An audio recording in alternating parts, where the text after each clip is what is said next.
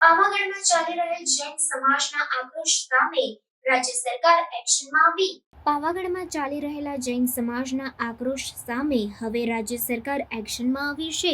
સમગ્ર મામલે સરકારે તપાસ અને નોંધ લીધા બાદ પંચમહાલ કલેક્ટરને જૈન તીર્થંકરોની ખંડિત મૂર્તિઓ અંગે એક્શન લેવાના ઓર્ડર આપ્યા છે. ગૃહ રાજ્યમંત્રી હર્ષ સંઘવીએ પંચમહાલ કલેક્ટરને મૂર્તિઓને પુનઃસ્થાપિત કરવાનો ઓર્ડર આપ્યો છે.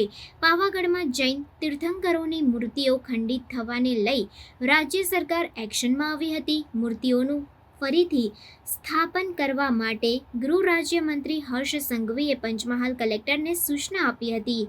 નોંધનીય છે કે પાવાગઢમાં જૈન તીર્થંકરોની મૂર્તિ ખંડિત થતાં જૈન સમાજમાં ભારે રોષ ફેલાયો હતો. ત્યારે મૂર્તિઓ પુનઃસ્થાપિત કરવા રાજ્ય સરકારે આદેશ કર્યો હતો.